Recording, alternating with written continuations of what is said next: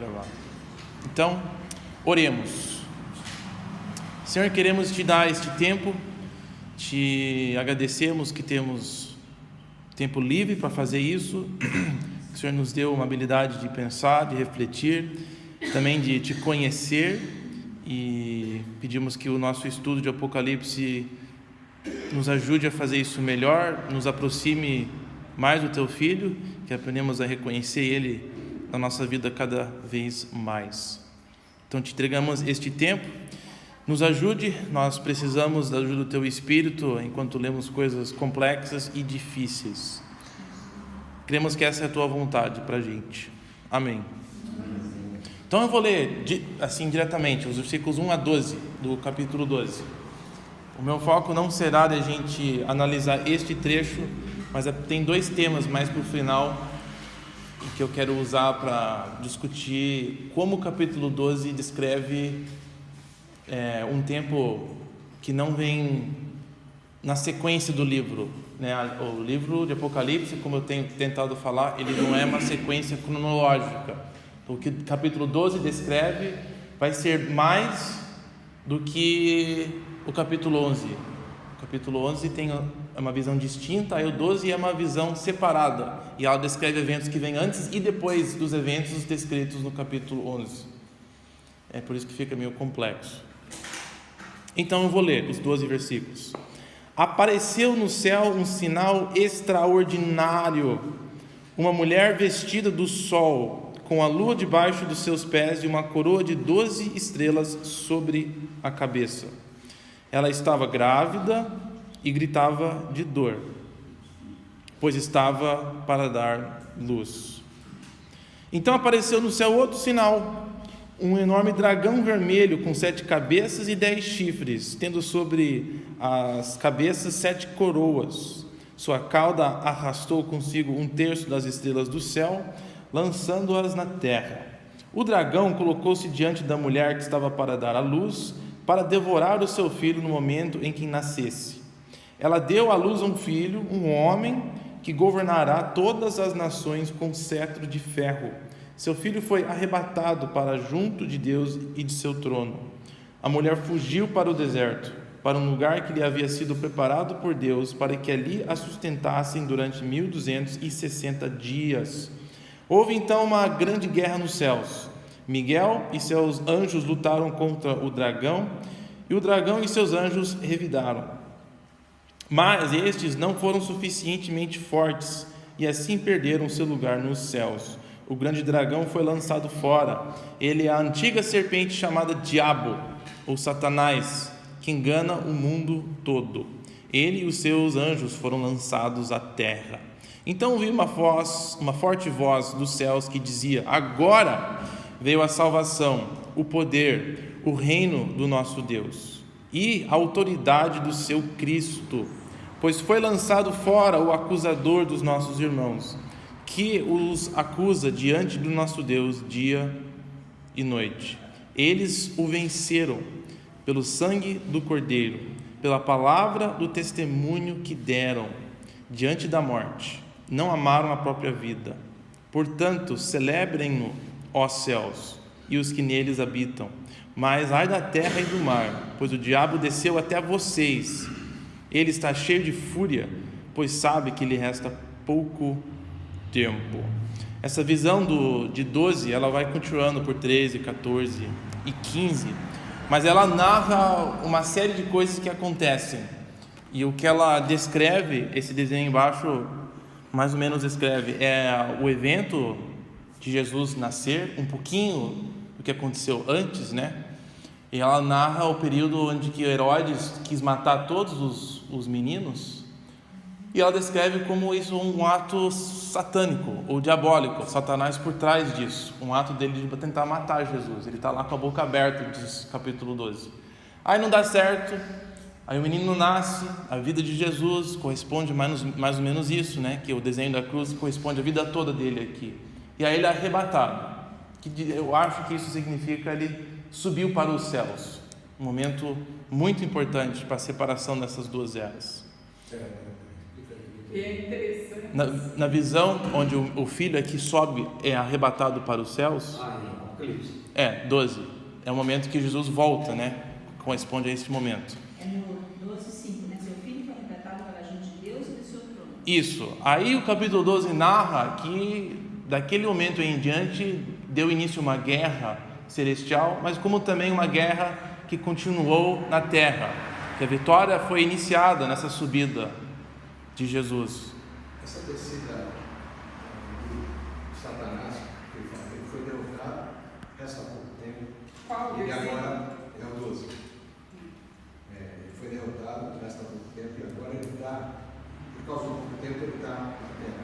Tem a ver com o texto de Paulo, que diz que esse mundo jaz no maligno, ou que a própria sentença que Jesus disse que ele é o príncipe desse mundo. Porque daí você tem uma. Porque, bem, aqui ele está narrando o fato de que o diabo, então, ele e seus anjos Foram lançados à terra. E agora eles estão aqui para quê? Resta pouco tempo. Então nós vamos bagunçar o coreto aqui.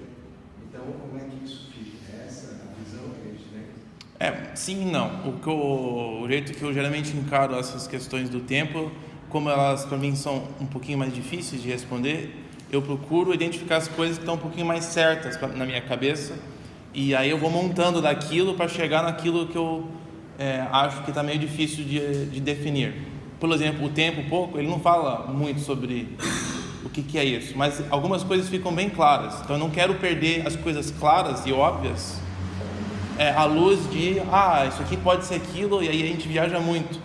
Então, o que eu acho que é mais interessante daqui?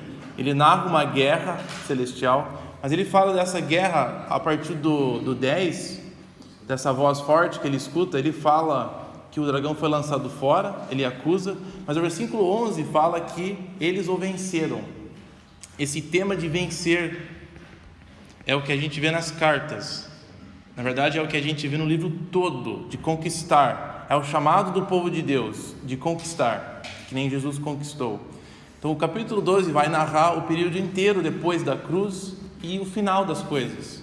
Isso aqui é um resumo. No versículo 11 fala: eles o venceram pelo sangue do Cordeiro, pela palavra do testemunho. Isso aqui não é isso aqui aconteceu no momento que iniciou a guerra. É um jeito de falar, no geral, isso que aconteceu. Ele foi lançado, mas durante esse período os santos, os filhos de Deus vão vencer. E ao mesmo tempo eles vão ser conquistados. Se você pular para o capítulo 13, vai ter um período, esse mesmo período, versículo 7, foi-lhe dado poder para a besta, para guerrear contra os santos e vencê-los. Há uma trocadilha aqui com essa palavra vencer, né? Não, o vencer para João, ele aproveita dessa palavra. Foi dado para quem? Para a besta? Sim. Para guerrear contra os santos e vencer. Isso é durante o tempo que o dragão está atrás dos santos. Então ele fala assim: o dragão, durante seu período na terra, ele foi dado a autoridade de vencer os santos. Mas o versículo 11 do 12 fala: mas os santos o venceram. Então tem dois sentidos essa palavra vencer. Ele está sendo meio irônico, que o jeito que a gente entende isso é que nem Jesus, ele venceu como o cordeiro. Sim, então essa é a troca de palavras, é essa. Para João e Apocalipse, Jesus, o cordeiro, ele vence o inimigo através da sua morte, através do seu testemunho. E os seus seguidores vão vencer o dragão da mesma forma, a sua vida sendo entregue pelo testemunho de Jesus. Então eles são vencidos pelo dragão, mas é eles que estão vencendo de fato. Então esse período de 12 está descrevendo a época toda da... Lê o 13 na sua versão, por favor. O capítulo 13? O 12 e 13. Tá, eu que não tinha lido essa parte. Quando o dragão foi lançado à terra, começou a perseguir a mulher que dera luz ao menino. Perseguiu a Maria, foi quando ela foi para o Egito? É que, não, aqui a fuga da mulher, a mulher não é Maria aqui apenas, ela é o povo de Deus. A igreja Ela é o povo, eu acho, é a igreja, mas é o povo, né?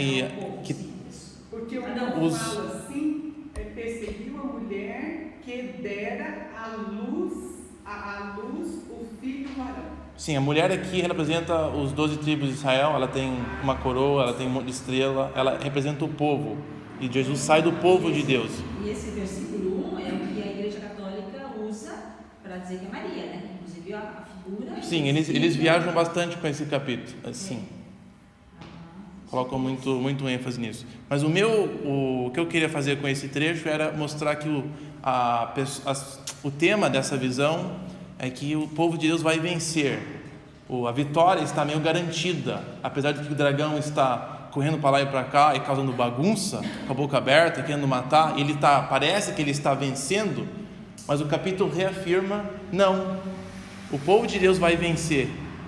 E vai vencer através do sangue do Cordeiro, através de testemunhas fiéis. E este vai ser o tema de Laodiceia, da nossa testemunha fiel. Então, por que isso é importante? Porque o período que Apocalipse descreve, de 4 a 22, é essa guerra contra o dragão. E a guerra é a nossa testemunha.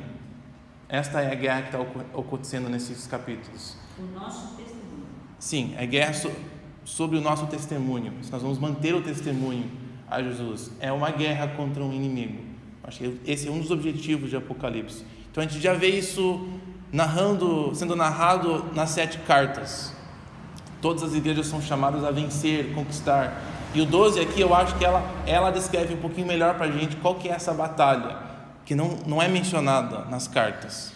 Então a gente lendo o Apocalipse como um todo, a gente enxerga essa batalha melhor. Inclusive aqui no 11 ele fala assim: eles o venceram pelo sangue do Cordeiro e pela palavra do testemunho que deram, diante da morte não amaram a própria vida. Sim. É morte, não é bem bom, não. E ela não apenas descreve todas as pessoas que morreram fisicamente pela fé, mas ela é um símbolo, né? Porque a gente pode morrer em várias formas.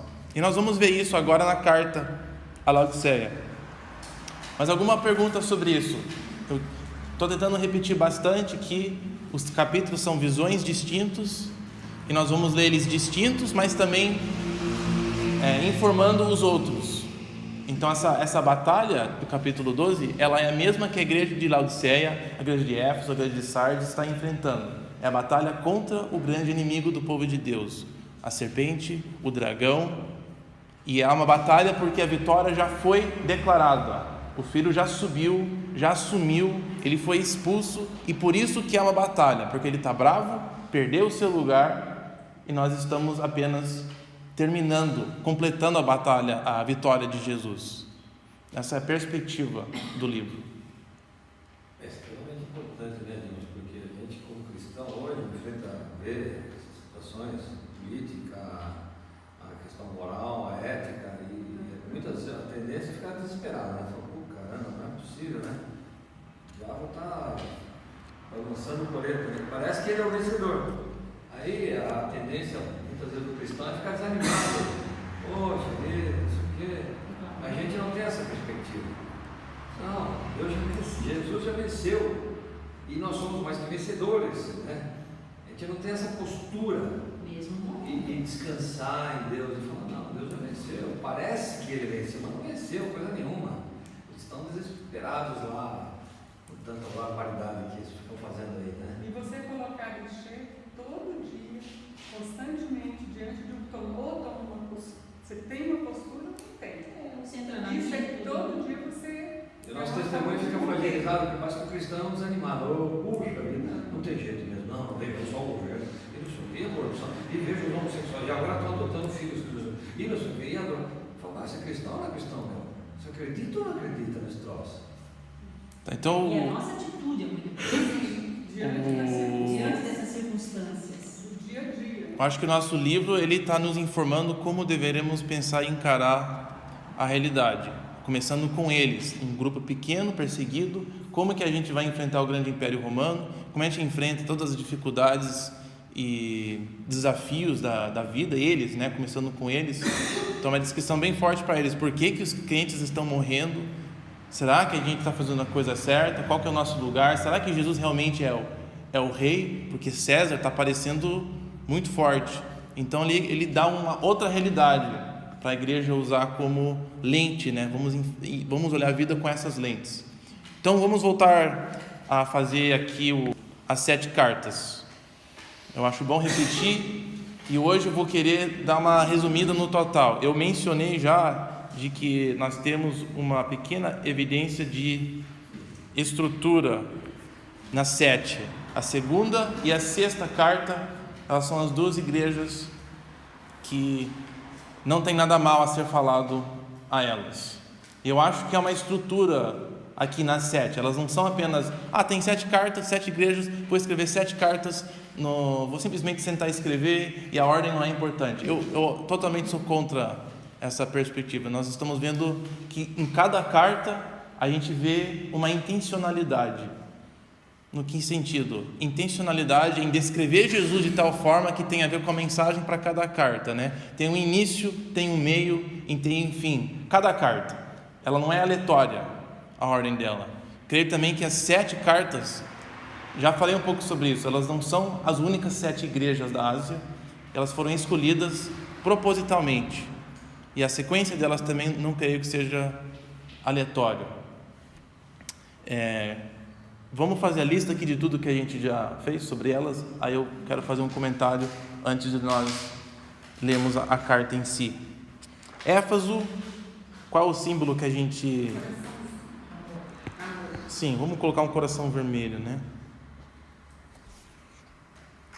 Não sei se está piorando ou melhorando os meus corações, mas... Está piorando. Obrigado. Obrigado pela honestidade, Cris. Parecendo um banco de bicicleta. Vai lá e faz. Você quer que eu vá? Falamos que o coração, o amor, o primeiro amor de Éfeso descreve essas obras que eles faziam inicialmente, ou na sua conversão, ou quando eles fundaram a igreja. E ela não é apenas os sentimentos que eles tinham para com Deus e para com a outro, mas ela representava o compromisso que eles tinham com Deus e como eles iam atrás dessas obras, porque a solução é: então façam o que vocês faziam antes. A solução proposta para Éfeso não era: então mude o seu coraçãozinho, acerte suas emoções com Deus. A solução era: faz o que você fazia antes. Então o primeiro amor tem mais a ver com as obras que eles faziam do que com o estado em si do seu coração. Claro que as duas estão conectadas em algum nível, né? Mas o chamado para a igreja aqui, a primeira carta é: vocês não faziam o que vocês faziam antes, e isso precisa mudar. Jesus não estava muito feliz com aquela situação. Esmirna. Sim, eles vão sofrer um tempinho.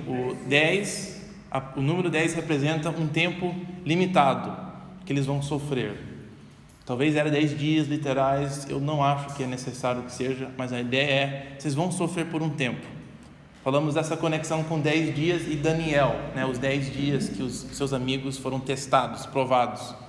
Só que o final da carta, eles vão morrer. A promessa de Deus não é: vai dar tudo certo, vocês vão sair dessa com todo o seu cabelo, não vai dar nenhum problema. Não, ele fala: vocês vão aguentar 10 dias, vocês serão fiéis porque eu vou te manter, e aí vocês vão encarar a morte. Mas não tenha medo, porque eu tenho as chaves da morte, e da vida. Isso. Então a igreja que não teve problemas, ela enfrenta o maior desafio, na verdade, aqui. Pérgamo, palavra-chave de Pérgamo. Nossa, Serginho, você sabia de qual? Trono de Satanás. Mencionamos que era o centro, a capital religiosa ali da Ásia, do adoração ao César, mas que esse trono provavelmente não era literal, né? Não tinha um trono específico ali de Satanás, mas ela representa que ele era o lugar onde as decisões religiosas passavam pela Ásia. Poder religioso. Balão. Sim. Eu acho que Balão é mencionado em Pérgamo, né? Ele é introduzido esse balão. Vamos colocar balão, fica mais engraçado. Oi? Mas não é engraçado? É engraçado, mas... Então Balaão foi introduzido nesse tempo, e nós começamos a ver o sincretismo na igreja, por medo de ser ou não aceito na sociedade, ou medo de perder o seu emprego, perder o comércio. Eles começaram a abrir mão de certas coisas. O que eles fizeram foi adicionar adoração aos deuses romanos. Então, não é que eles abriram mão de adorar a Jesus, não era isso, mas é que eles estavam adorando outros deuses ao mesmo tempo, e tinha alguém ensinando que isso estava de tudo bem. Não precisava ser tão radical, que Jesus sim é Senhor, mas tudo bem a gente reconhecer falsamente que Jesus é o César para facilitar a nossa vida aqui. E aí chegamos no Tiatira, onde isso é a evidência mais plena e mais forte, com a mulher Jezabel. E é aqui que a gente vê sexo e comida. E de novo, a ideia aqui é o mais explícito de sincretismo que estava sendo ensinado. É isso que a Jezabel fez. Ela introduziu culto ao deus Balaão para os israelitas. E sim, foi através, sexo estava envolvido, comida a esses deuses estava envolvido, e era exatamente isso que os cristãos enfrentavam naquela época. A adoração aos deuses romanos, o César, os deuses locais, envolvia às vezes sexo, envolvia sim comida, e era uma coisa social e cultural. Então, para eles falarem que eu adoro só o Senhor Jesus, a implicação era esse desafio, então se retirar dessas coisas na sociedade. Mas isso ia implicar você ser retirado do comércio da cidade, porque você reconhecia o Deus daquele tipo de comércio. Então, se você não reconhecesse, o povo ficava indignado com você e você perdia o seu comércio. E talvez a sua vida também era ameaçada em certos casos. Então a gente vê que eu acho que o cúmulo desse sincretismo é nessa carta aqui. Eles adorando outros deuses na sua vida, dando o mesmo lugar que Jesus tem, dando esse lugar, a vida econômica, a vida mais luxuosa, medo, às vezes, de ser perseguido. Sardes. Eu acho que eu escrevi comodismo, e tínhamos uma palavra da carta em si que descrevia, eles estavam tão cômodos que Deus fala que eles estavam... Oi? Sim, mas era uma preguiça.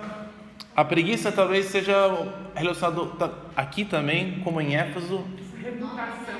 Sim, eles tinham o nome de vivos, mas eles estavam mortos. Então eles estavam quase mortos. Eles estavam tão cômodos que parece que eles estavam mortos. E eles estavam felizes apenas de ter um nome ou reputação de ser uma igreja ativa. Ficaram satisfeitos apenas com isso. Então a gente vê vários desafios na igreja, nessas 5 cartas, né? De pessoas que abandonam o seu compromisso inicial. Isso é comum na nossa vida, como também na vida da igreja, a história da igreja toda. Nós vemos o trono de Balaão, nós vemos o medo às vezes que a gente tem de enfrentar uma autoridade que é contra nós. A igreja fica com medo disso e às vezes abre mão de certas coisas para poder participar. Esse Jezabel, sexo e comida, como essas coisas podem infiltrar a nossa vida e afetar o nosso compromisso com Jesus e o testemunho dele. O comodismo aqui é esse conforto. Nós buscamos uma vida um pouquinho mais de conforto, não queremos atrapalhar muito. A preguiça pode ser que esteja envolvida nisso também, e corremos o risco de não ser mais uma luz, de estar morto. Ficamos confortáveis com uma reputação. A gente vê como segue igual, né? A mesma coisa, né? Quando a gente vê, olhando as igrejas, inclusive até na nossa vida, essas lutas são as mesmas sempre. Sim, e eu acho que é por isso que ele escolheu essas 7, porque elas representam o que a igreja enfrenta e vai enfrentar. A igreja de Filadélfia, qual que seria vimos semana passada, eu acho que eu não dei uma palavra-chave aqui, mas qual que seria uma palavra que ia encaixar com...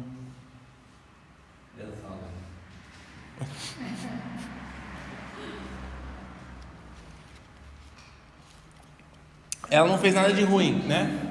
Muitos faziam-se de judeus e não eram judeus, então acho que falsidade, né? A Filadélfia, na verdade, ela era uma igreja, uma das 2 que eram fiéis, não tinha nada de errado com ela. Mas não tem a ver com ele. Tinha alguns sim, mas fingiram que eram judeus e estavam introduzindo Sim, isso nós vimos nas outras também, mas ela sim estava presente na igreja de Filadélfia, mas é algo que marca ela Essa em é a quarta palavra que fala de Jesus, o evangelismo, né? Sim, a palavra-chave dessa carta era porta aberta. Reconhecer a dependência de Deus. Porta aberta, que apesar de serem pequenininhos, pouco poder, Deus tinha dado para eles um impacto enorme, e foi Jesus que deu essa oportunidade. Então, por causa da autoridade de Jesus, mesmo sendo pouquinhos onde eles estão, eles podem ter muita influência. Quando você é fiel a Jesus, não importa os seus números, não importa a sua reputação na cidade, mas quando Deus entrega para a gente uma oportunidade, isso nós podemos ser muito mais do que nós somos capazes de fazer. Então, eles receberam uma porta aberta por causa dessa fidelidade que eles tinham. Então, antes de nós vermos Laodiceia, eu quero que a gente olhe aqui essas sete cartas, e eu acho que essa estrutura aqui, uma das coisas que eu acho que é interessante é que, tendo essa Esmirna e Filadélfia, eu acho que ela reflete um pouquinho assim, nós temos esses dois pontos, tá? Eu acho que tem uma estrutura aqui. Eu acho que uma estrutura que encaixa muito bem é que as 7 cartas são uma mensagem para a igreja como um todo. Elas são 7 cartas distintas, 7 igrejas distintas, mas elas também têm uma mensagem. No final de cada carta, o chamado é: aqueles que têm ouvidos, ouçam, todos, né? Então, a cada carta, apesar de ser uma coisa para a igreja específica, ela tem algo a dizer a todos nós e todas as igrejas da Ásia. Então, como uma toda, eu acho interessante a gente pensar o início e o final sendo introdução e conclusão.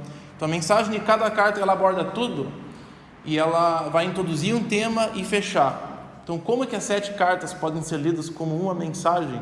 Eu acho que o meio delas é o problema em todas, na essência, é onde o cúmulo do sincretismo das igrejas é mostrado, que de fato isso é um ensino perigoso que deve ser evitado, e mostra que a gente está participando com o inimigo quando nós deixamos o sincretismo entrar na nossa vida, e todas as igrejas estavam enfrentando isso de uma forma ou outra. Então, acho que uma mensagem central para todas as igrejas era essa: esses ensinos não são apenas humanos, mas elas vêm de um tempo bem antigo, do nosso inimigo antigo, e é o mesmo problema que o povo de Deus enfrentou desde o início da sua formação.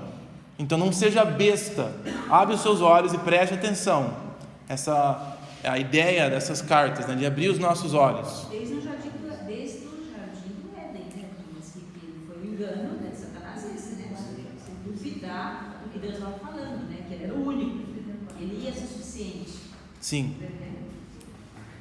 E essas 7 cartas, a introdução delas é essa de Éfeso. Tipo, vocês têm abandonado, no geral, todas as igrejas, vocês têm abandonado o que vocês faziam no início. Então, ele começa, as 7 cartas começam assim: vocês têm abandonado, tá? E tem várias razões por quê. Poucos de vocês, é a minoria que tem sido fiel. A conclusão vai ser a Laodiceia, que eu acho que é uma conclusão para a Laodiceia, mas também ela é uma conclusão geral para as 7 cartas. Então, nós vamos ver que ela vai abrir um pouco o tema dela. Tá bom? Então nós vamos. Coisas técnicas precisavam ser tiradas do início aqui. Agora partimos para a mensagem para Laodiceia.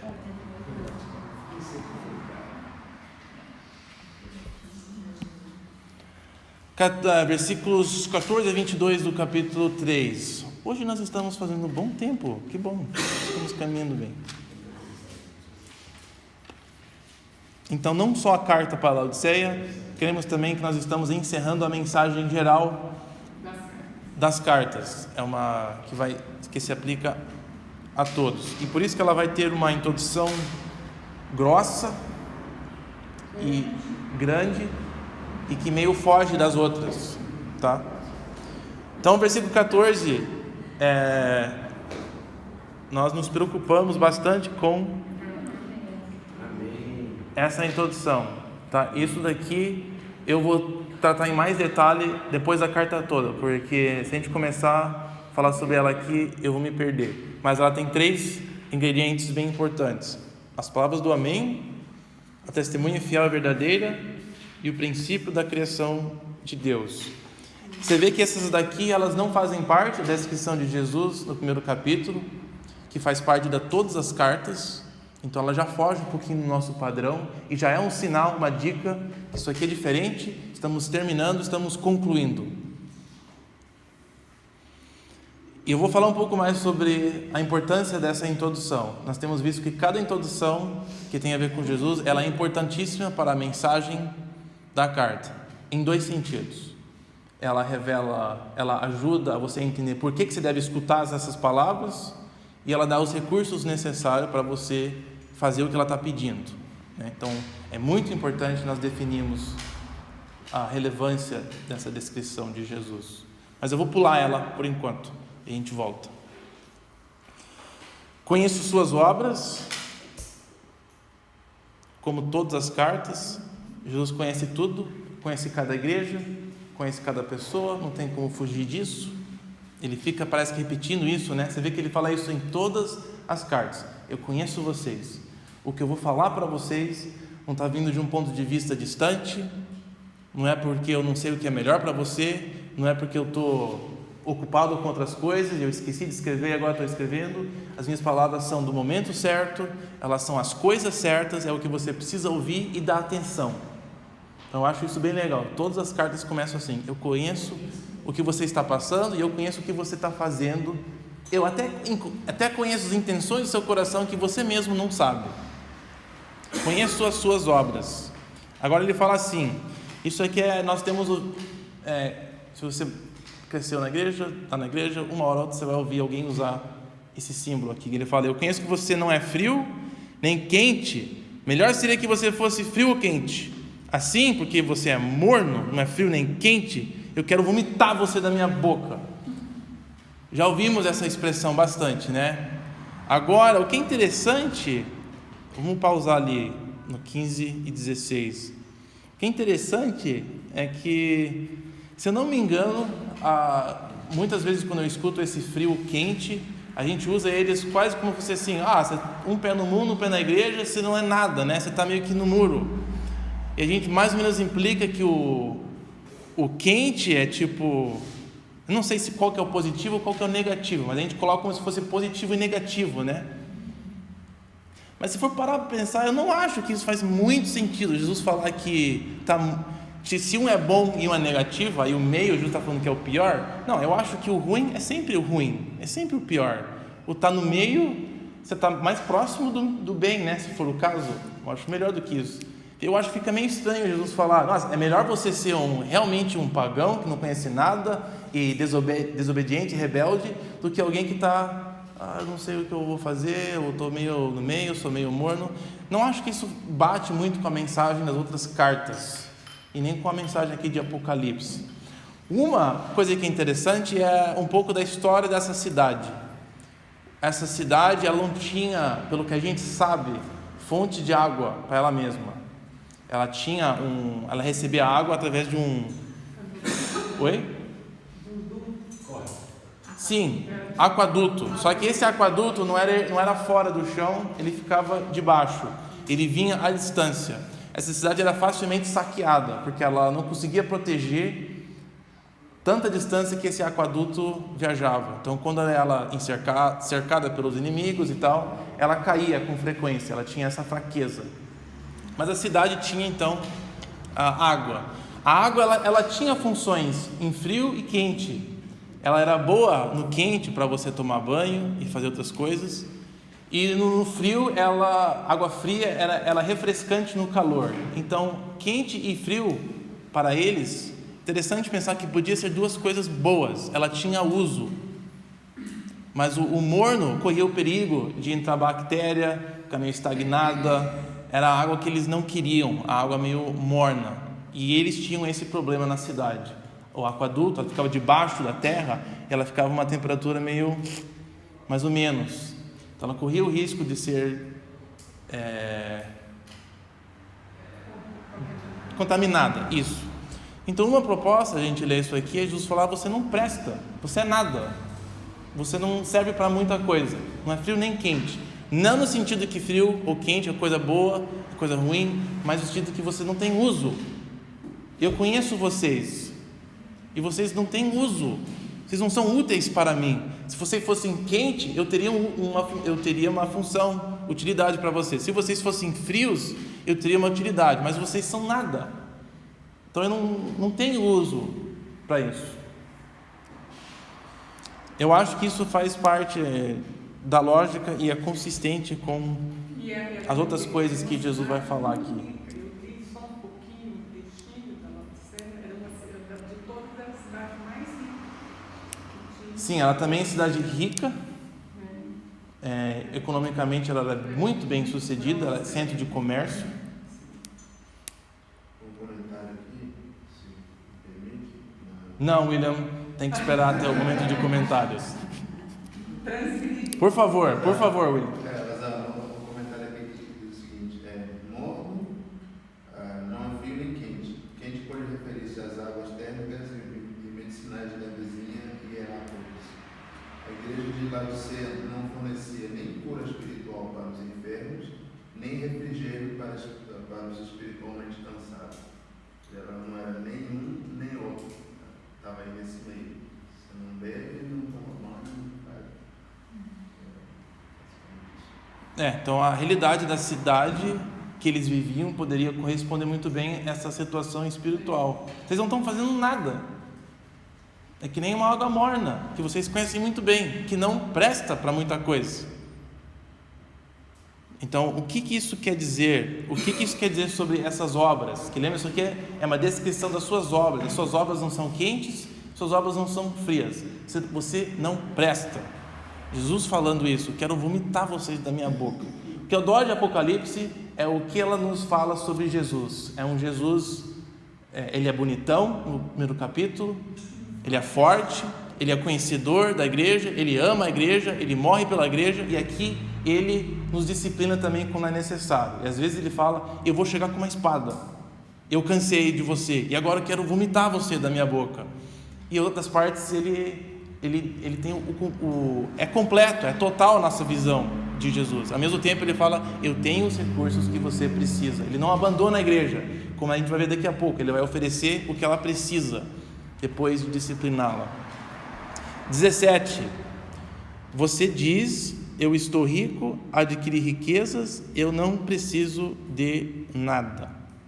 Eu gostaria de ouvir a voz com qual João tinha quando ele estava escrevendo essa. Se ele teve uma voz meio assim: estou rico, eu não preciso de nada. Se ele tinha uma voz assim na cabeça dele quando ele estava escrevendo isso aqui. Se ele tinha alguém em mente, que talvez tinha falado isso. Não sabe, porém, eu deixei essa palavra aqui assim, porque ela é a mesma palavra que Jesus fala: eu conheço as suas obras. E ela é uma pequena dica aqui, Jesus vai falar: eu conheço você, eu conheço o que você precisa, e você mesmo não conhece as suas necessidades. E eu vou te falar quais são as necessidades. Você ficou cego. Qual versão você está usando aí, Júlio? Qual a versão? NVI. Não. É baseado na NVI, sim. NVI está diferente. Estou a minha NVI. O que tem ali? Não reconhece. Sim, eu mudei essa palavra aqui. Ok. O meu rodapézinho ali, geralmente eu mando esse trecho no e-mail, e o rodapé ali eu escrevo: essa é a palavra reconhecer ou conhece, mas ela é a mesma que Jesus fala: eu conheço você. Eu acho que é importante identificar isso, que Jesus está falando: eu sei de algo sobre você que você mesmo não está entendendo ou reconhecendo.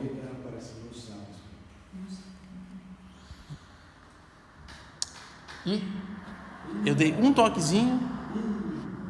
É interessante essa palavra saber, em castelhano, ela tem o significado de provar sabor. Então, quando você sabe, você tem gosto de alguma coisa, porque você realmente experimenta, conhece aquilo de uma maneira não só intelectual, mas você prova. Então, não é só teoria, é prática. Tinha até uma música dos falsáveis, chocolate. Você tem gosto de chocolate, lembra dessa música? Não lembra essa música? Saber saber é ter gosto dele, né? Conhecer de verdade é mesmo, né? Fazer, saber, não é só... Talvez seja hebraico. Oi? Conhecer o Antigo Testamento, que era usado para manipulação.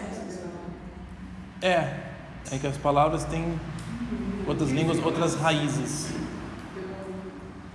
Mas também tem uma palavra de conhecimento no Antigo Testamento que tem a ver com saborear. O versículo ao provar e vede, essa palavra provar ou conhecer é a palavra experimente. Saboreie se Deus é bom de verdade. É a mesma, é aquela palavra saber, conhecer, é a mesma de gosto, de língua. Mas há uns anos atrás, um sobrinho meu, quando fez 26 anos, hoje está com 29, ele falou assim: fiz 21 anos, não sou autossuficiente, não preciso de ninguém, de nada. Assim, postou. Né? Sou, não sou. Sou, não preciso de mais nada. Acho que no sentido, talvez você está dizendo, no sentido da Eu achei independência. prepotência. Assim, sou autossuficiente. Aquele não sabia que miserável dia que eu baixou o pobre cego que estava lá. Mas assim, quando ele falou, eu lembrei desse princípio. Tá, então as obras aqui Jesus escreve como nem frio e nem quente.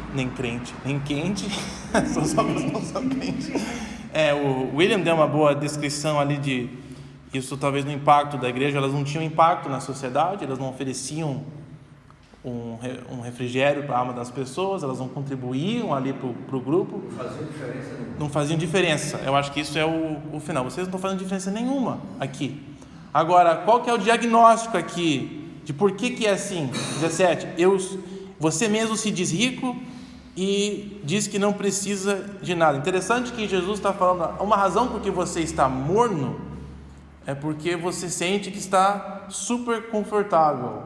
Suas riquezas têm te enganado de achar que por causa das suas riquezas vocês estão bem.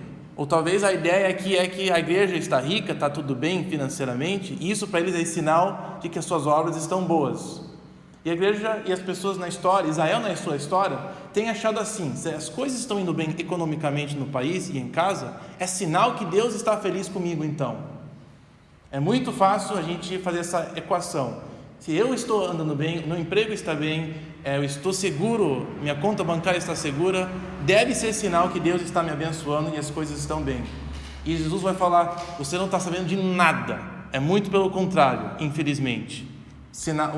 Dinheiro e segurança financeira não é o sinal de provação de Deus na sua vida. Pode ser, mas não é necessariamente que seja. E isso pode até te levar a ser morno.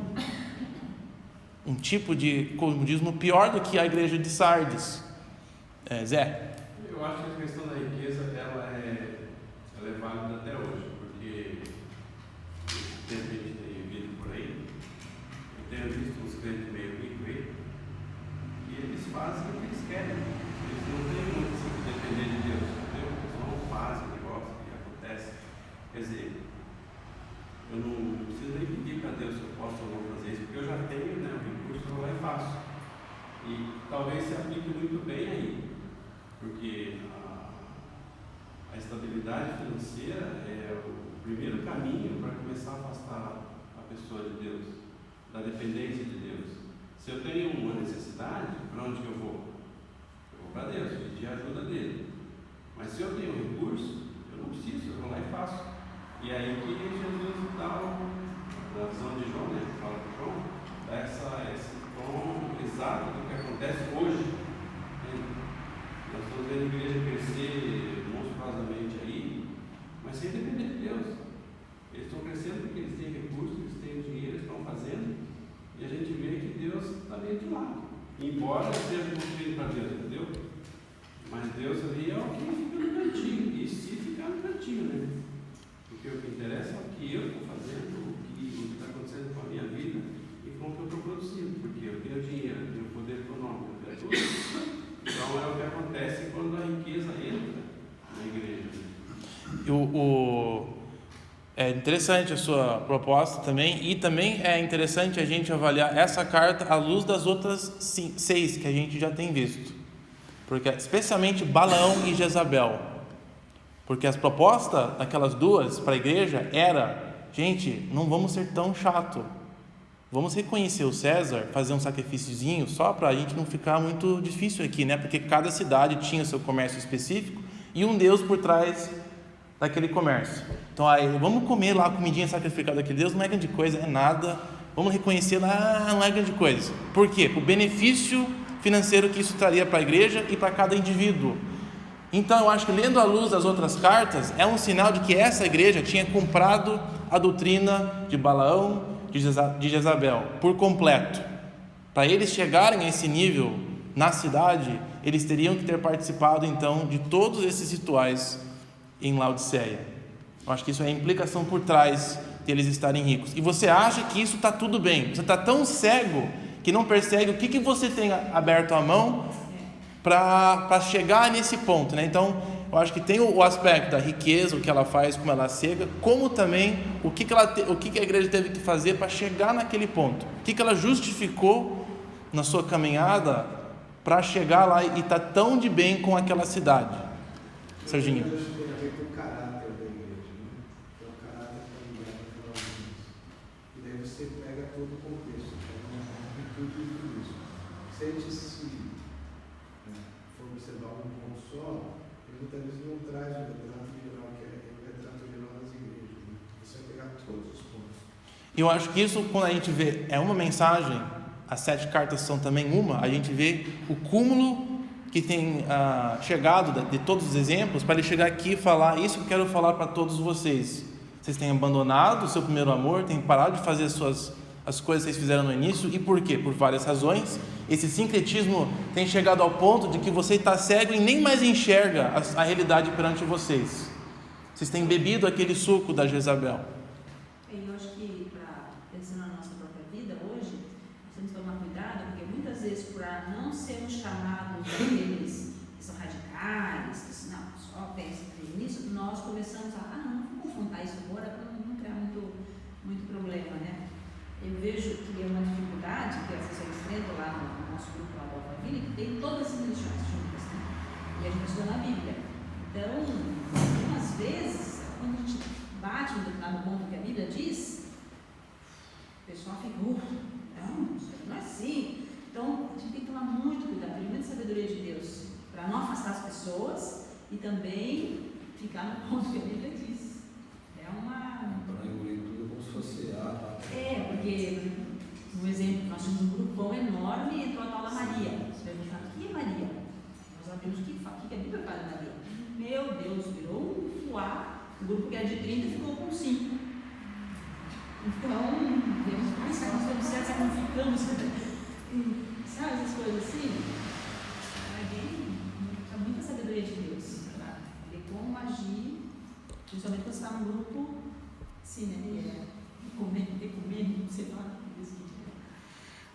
Achar o entre-meio é realmente difícil. Em algumas ocasiões, que nem aqui, algumas ocasiões que nem aqui, eu não sei se tem um entre-meio, tinha só a posição que a igreja tinha que ter, né? E o que ele queria que eles vissem é que isso aqui a fonte, tem uma fonte maligna por trás, e Jesus está falando: vocês estão correndo o risco de não ser mais as minhas lâmpadas, e eu retirar minha proteção sobre as suas vidas.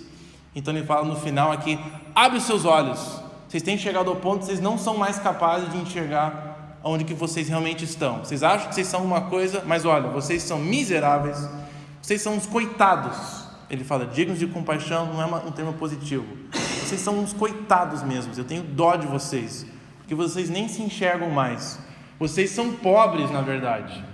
Talvez vocês são ricos aqui, mas em termos das riquezas espirituais e das riquezas eternas no reino de Deus, vocês terão nada.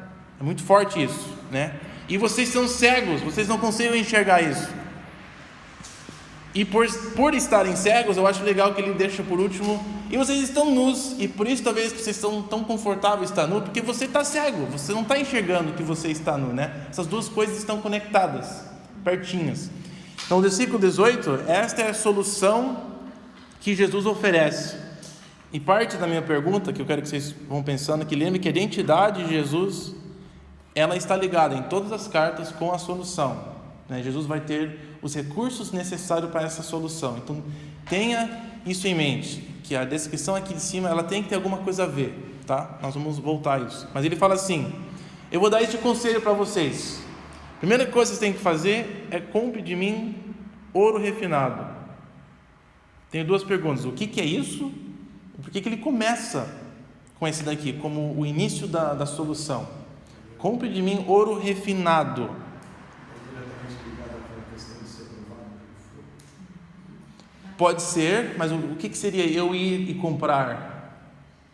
Eu voltar atrás, me arrepender e voltar para Deus. Morrer. Então, assim, uma opção seria isso. Comprar o fogo refinado representa eu voltar atrás, me se arrepender. Você falou uma coisa diferente? A purificação na sua vida pode ser esse ouro refinado. Mais alguém? São propostas, dá para a gente alistar isso. A coisa que o ouro refinado, ele é uma coisa que realmente tem valor, né? Deixa de lado essas besteiras que você tem investido e investe. A verdadeira riqueza. Eu acho que estamos caminhando nessa direção. Tem alguma coisa ali. Compre, né? Você adquiriu riquezas, vocês têm feito investimentos aqui, então ele vai usar um símbolo que eles iam entender bem. Eles bancaram, eles fizeram investimentos, eles compraram certas coisas cujo valor subiu e isso deu riquezas para eles. Aí Jesus fala assim: vamos fazer o seguinte então, já que vocês entendem muito bem esse negócio de comércio, ficar rico, então eu quero que você compre de verdade coisas eternas. Então eles iam entender essa pegada neles, né? Você tem gastado os seus recursos com o que aqui? Esses materiais e bens físicos. Eu quero que você então investe e compre coisas eternas. Mas o que é isso? Até porque o contraste aí está justamente quando ele está dizendo: você está dizendo que você é rico, estou rico. Ele está dizendo: compre de mim o refinado e você se tornará rico. Quer dizer, na verdade está dizendo: você é pobre. O conceito de riqueza é diferente. Está ligado aos meus valores. Eu tenho para ti. Sim, lembrando que o início é sempre as suas obras são isso aqui. A ideia é talvez que as riquezas, a busca na vida sobre uma vida confortável tem fechado, eles têm ignorado a oportunidade de dar testemunho de Jesus, do Evangelho, para a sua vida de negócios. Isso tem consumido a vida deles e eles estão confortáveis, isso aqui tudo bem, porque Deus está me abençoando. Nessa ligação com a primeira parte, eu fico pensando na questão da testemunha fiel e verdadeira. Aí lá se encaixa. A busca em si de estar rico, Jesus não fala, você não deve querer ser rico, mas ele falou, ao que custo?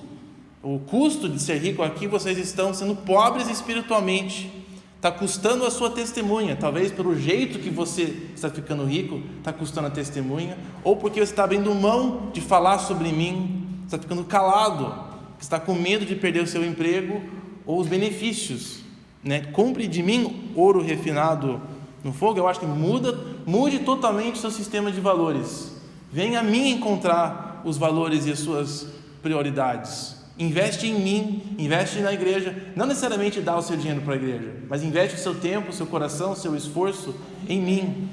Me dá o seu coração para que eu transforme as suas prioridades. Eu acho que isso faz tudo parte aqui dessa discussão. Venha a mim comprar ouro refinado, venha a mim encontrar riqueza, deixe que eu te informe o que é riqueza de verdade, e é possível que isso vai resultar em algo diferente aqui, né, na terra para eles. Pode ser que isso vai envolver perder um pouquinho de comércio para eles. Agora me veio a imagem daquela cena de Jesus olhando a velhinha que foi lá e deu tudo que tinha, deu tudo as moedinhas lá, né? Aí é uma moedinha, né? Assim. Sim. E aí Jesus fala, não é essa daí que deu mais do que tudo. Então, os olhos de Jesus, ela era super rica, né? Ela deu tudo, né? Os valores diferentes. Aí ele continua nessa metáfora de comprar. Ele fala, então com isso, quando você vem a mim e você compra as minhas prioridades e você vive das minhas prioridades, vou segurar aqui, Zé. Então, fazendo um paralelo com Jesus no poço lá com a mulher, ele diz assim: se você soubesse a água que eu tenho para te dar, é mais ou menos o que está sendo aplicado aqui. Você nunca mais vai ter sede. Então, se você vir e comprar o ouro que eu tenho para você, você realmente vai ser rico. Sim, vai ser melhor. Eu tenho algo muito melhor. E isso representa, se você viver a sua vida de acordo com os meus princípios, né? Você seguir os meus passos. Ou seja, fazer o que eu faço, ser testemunha. Eu acho que isso vai ser a conexão com esse tema no início, a testemunha fiel. Abre mão da besteira da sua vida para ser testemunha fiel a mim. E aí você vai ter ouro, vai ter riqueza. E assim você compra roupa branca. Sendo a testemunha de Jesus, a gente viu que as roupas da noiva, elas são os atos, a obra fiel de testemunhar da palavra. E assim você adquire roupa nova, para você não ficar tão nu e com vergonha um dia na frente de mim. Você vai ter algo para se vestir, vai ter obras que demonstram quem você de fato é. Você é a noiva de Cristo, e a noiva se veste com roupas bonitas, que são as obras aqui que Deus nos deu para cumprir. E compre, e assim você comprará colírio para ungir os seus olhos, para poder enxergar. Quando a gente vem a Jesus, Ele também abre os nossos olhos para a gente enxergar essa nudez, a nossa necessidade. Então Ele quer falar, cara, você precisa renascer de novo. Essa igreja precisa de transformação desde o início. Eu acho que essa mensagem total para todas as igrejas. Está ruim. E você precisa que eu te explique o que é necessário. Você precisa que eu renove a sua mente, que eu abra os seus olhos, que de fato a situação está mal.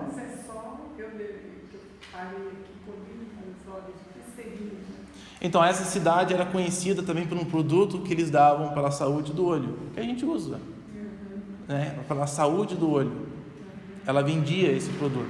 Então acho que ele pega itens da vida deles, uma cidade rica economicamente falando, e ia pegar ideias que seriam bem palpáveis para eles entenderem. Eu acho interessante isso. Oi?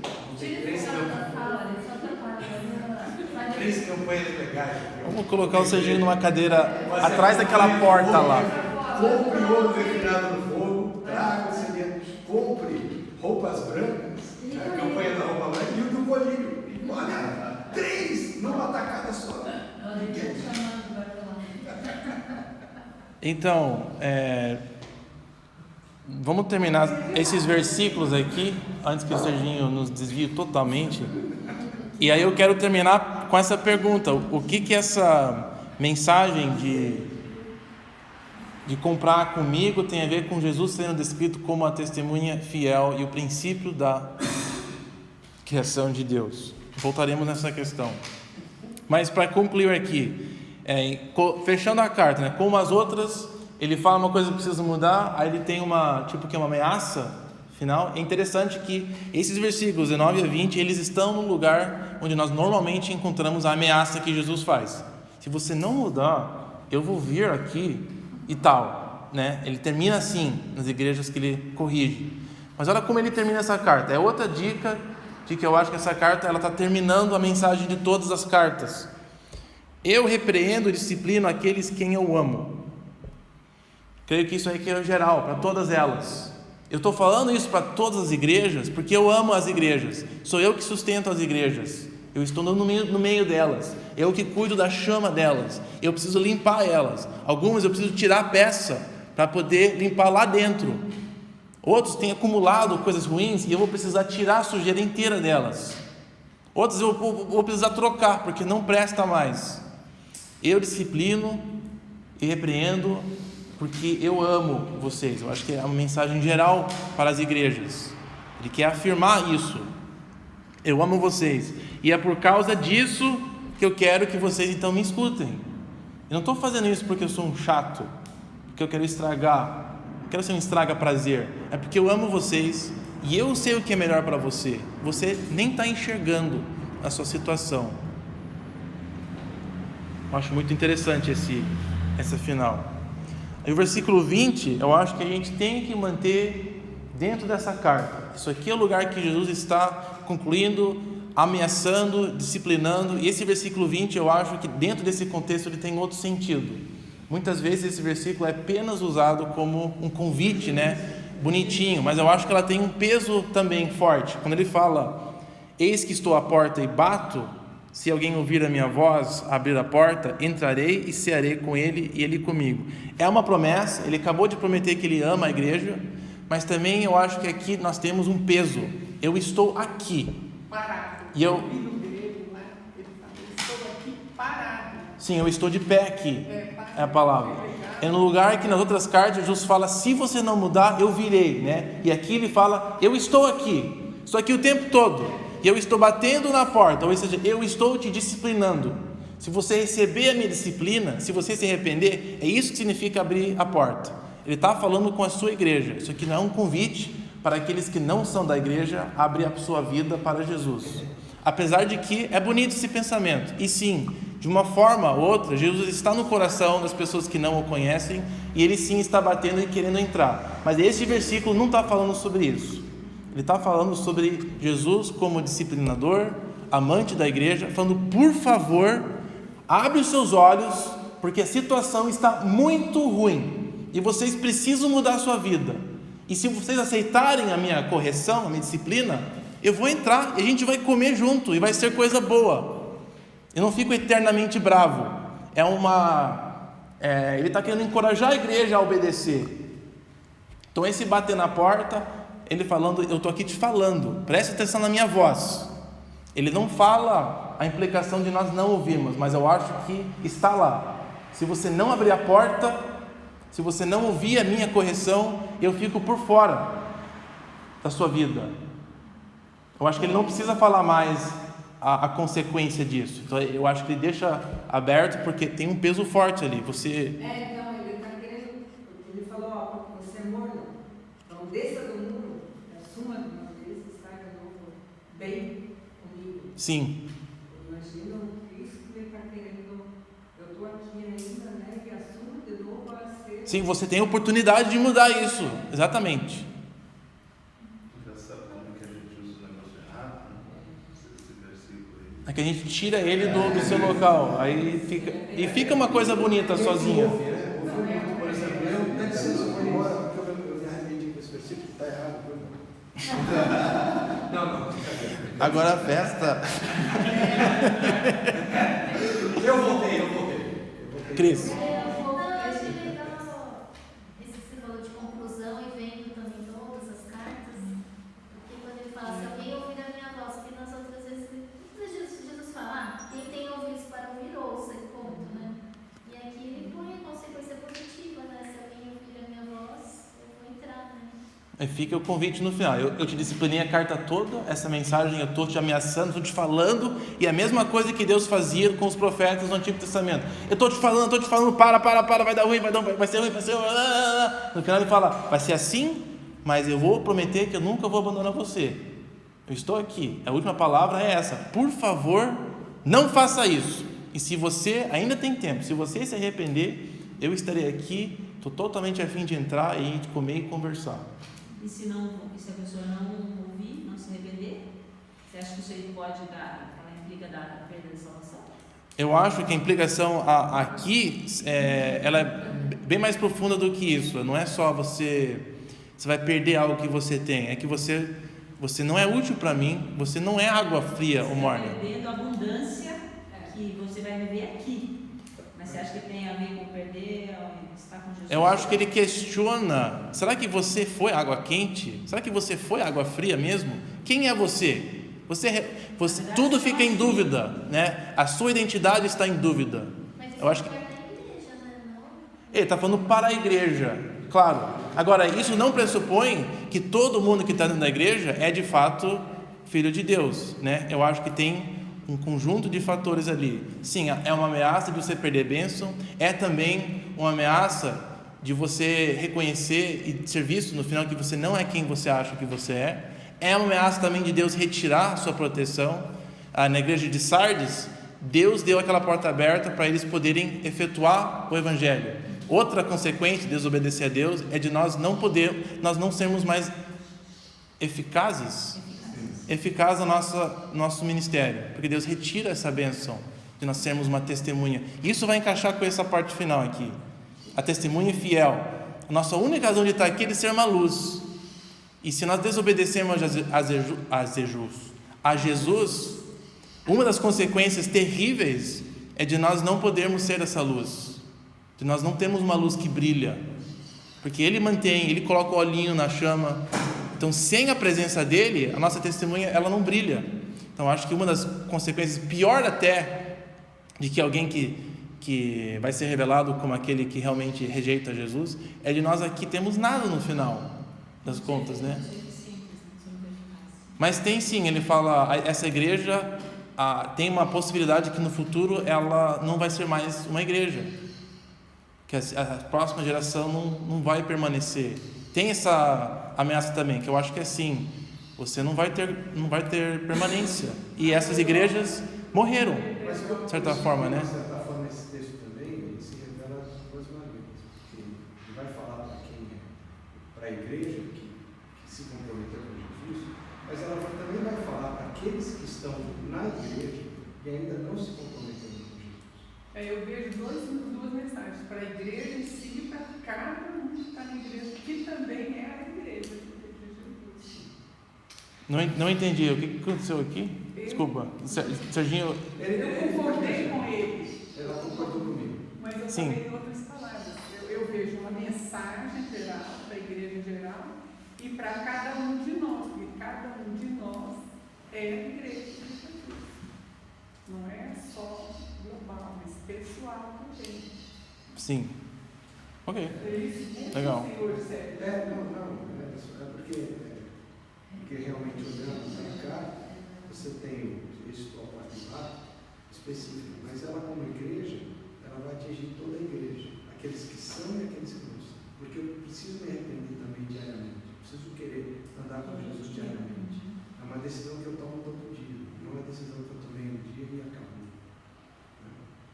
O que eu queria evitar é de a gente aplicar isso a muitas coisas cotidianas. Uma, porque essas ameaças a outras igrejas, Jesus fala, se isso não mudar, eu vou vir de uma forma definitiva, né? Então são coisas sérias, ensinos ruins, o sincretismo, abrindo a mão de certas coisas, pregando o evangelho, e parece que cada geração, sim, tem que prestar contas uma à outra, e Jesus chega e disciplina a igreja. Se ela não responder bem, ele fala, então vai ter consequências disso, né? E a porta não está sempre... Ele não está sempre na porta batendo. Me parece essa a implicação dessa carta. Por enquanto, eu estou aqui batendo. Mas há uma possibilidade que essa igreja morra. Mas porque tem a promessa final, Sim, ao vencedor, não é para todos. E o vencedor nas cartas são aqueles que recebem a correção de Jesus. O vencedor. O conquistador, desculpa.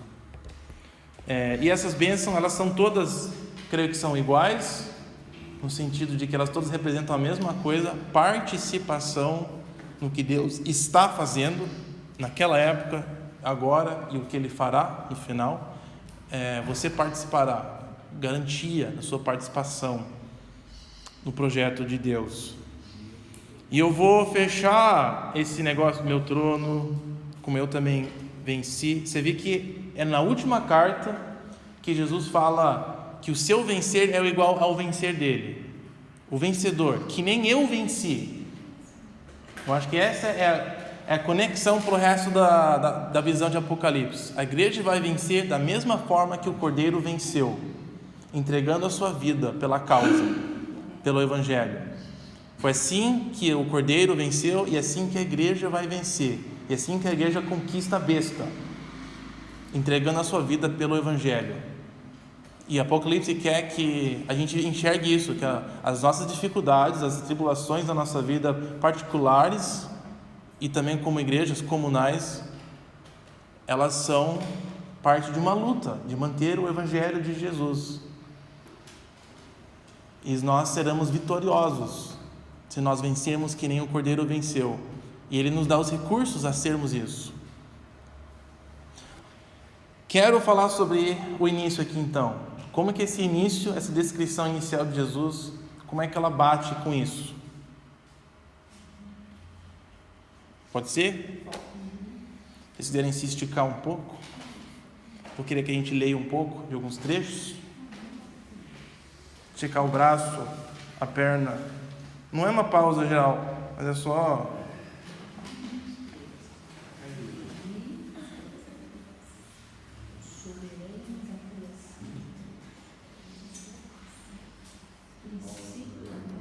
Porque no nível é diferente, o princípio da criação de Deus. Está como soberano. Sim, vou falar sobre essa questão também. Ok, eu acho que vale a pena falar sobre esses trechos em detalhes. Eu sei que é bastante, já fizemos a carta, então, semelhantemente à semana passada, de certa forma encerramos a carta. Sinta-se à vontade, se por causa de tempo você queira já poder indo. Sim, isso aqui tem a ver com a leitura. Então, vamos lá. Essas 3 descrições de Deus. Então, fiquei meio intrigado com isso aqui quando eu estava lendo. E eu não tinha reparado quão interessante é de fato essa descrição. Eu acho que passando rápido é fácil pular certas coisas. Começando com as palavras do amém. Eu acho que é a terceira vez que eu li isso aqui que eu fiquei assim, como assim as palavras do amém? Que o amém aqui está no lugar de uma pessoa. Ele está como um título de alguém. Como que amém é um título ou é um nome para alguém? Fiquei pensando sobre isso, né? Que a gente dá nomes, às vezes é um nome que representa o que a pessoa faz ou quem ela é. Engraçadinho, né? Palhaço. São palavras que podem ser o título, o nome para alguém, porque ela descreve um pouco sobre a pessoa. O que essa palavra descreve sobre a pessoa, a quem ela descreve? Assim seja, ponto final. Então, aquele que é, assim seja. Ponto final. Que é o fim. Que é o fim. Aquele que é o fim. Porque o princípio aparece no final. Parece a figura do juiz, né? Não, legal. Começa com o fim e termina com o início. É o juiz dando a martelada, selando a sentença, né? Que assim seja. Então, aquele que tem autoridade para fazer isso. Confesso que é meio complexo isso aqui. Eu fiquei assim, por que eu fiquei assim? Porque essa palavra não é uma palavra grega. Não. Amém. Amém não existe na língua grega. Sim. Foi muito interessante. Isso aqui vem do hebraico. Isso aqui é o único lugar na Bíblia onde Jesus ou Deus tem o título de Amém. É o único lugar. Então é uma coisa nova. Deve chamar a atenção. Ela deve fazer assim, nossa, mas o que é isso? Um dos impactos disso é falar, mas eu nunca vi Deus chamado de Amém. Por que aqui que ele vai ser chamado de Amém? Aí eu tracei um pouco e algumas coisas começaram a ficar bem interessantes. O único outro lugar que uma coisa parecida aparece é em Isaías 65.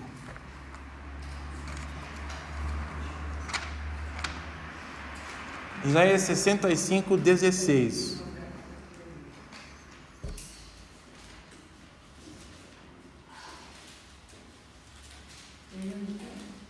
Isaías 65, 16. Esperando que vocês cheguem lá. Versículo 16 diz assim: quem pedir bênção para si na terra, que o faça pelo Deus da verdade. Literalmente aqui é o Deus do Amém. Ou Deus, vírgula, ou Amém. O Deus que dirá amém. O seu interpreta um pouco, mas literalmente o texto é o Deus Amém. Ou seja, Deus é igual a Amém. Por que está assim? Porque a palavra que Amém, onde ela vem, a sua raiz, é a palavra hebraica Aman, tecnicamente, tá? A palavra Aman, ela significa... Sim, Aman. Em suas formas de adjetivo é Amém, suas formas verbais é Aman, Amun, tem várias variações, porque lembra que em hebraico, você não sabe, mas em hebraico as palavras vêm de 3 consoantes raízes. Então, a formação dessa palavra vem de AMN. As variações no som têm a ver com o que ela faz. Mas o que ela significa? Ela pode ser verdade, pode ser verdadeiro, tipo o real, né? Pode ser fiel, pode ser confiável. Como é que ela surgiu no Novo Testamento a ser o final de orações e outras coisas? Porque virou um jeito dos judeus falar em grego, falar assim: concordo, isso é verdade, eu afirmo e declaro que isso é verdade. Mas ela tem um sentido, um fundo muito maior. O Deus da verdade, o Deus que é o dono da verdade, o Deus que é o único que é fiel, o Deus verdadeiro. Então o que eu achei interessante? Que duas palavras que descreve amém no Antigo Testamento está na próxima frase que segue: fiel e verdadeira. Não creio que isso é aleatório. O Deus amém é a testemunha, é uma pequena indireta, novamente aqui, que João vê Jesus como igual a Deus. Assim diz as palavras do amém. Na Bíblia, as palavras do amém é Deus, é Jeová. Só que aqui é as palavras de Jesus. É uma das indiretas que a gente vê como Jesus foi visto como Deus na Bíblia. Que as palavras a palavra dele é igual à palavra do amém. As palavras do amém, o único que é verdadeiro, o único que é a verdade, o único que é fiel e o único que é de fato confiável. Que aí essa testemunha fiel, ela é a continuação de quem que é este amém, quem que é a verdade, quem que é o fiel, quem que é o Deus da verdade. É o mesmo que a gente conhece como a testemunha. Deixa eu te perguntar uma coisa que o Espírita me perguntou essa semana, estudando a Bíblia, só para ver se eu respondo mais ou menos básico, porque eu tentei responder. Estava no texto bíblico mostrando que Jesus e Deus são o mesmo, né? Tem vários textos que a gente leu. E aí o Espírita, que é um estudioso, me disse: como que você vê o texto que fala, quando o cara chega para Jesus e diz: bom mestre, e Jesus responde: por que me chamas bom? Né? Bom apenas é Deus. Não fala meu pai, fala Deus, mas é Deus. Deus só tem, bom só tem um. Só tem um, que é Deus. Portanto, o Espírito, o novo livro que estou fazendo, ele estava tentando descolar essa verdade de que Deus e Jesus são o mesmo, né? Como que você vê esse texto? Por que me chamas bom? Bom apenas é Deus.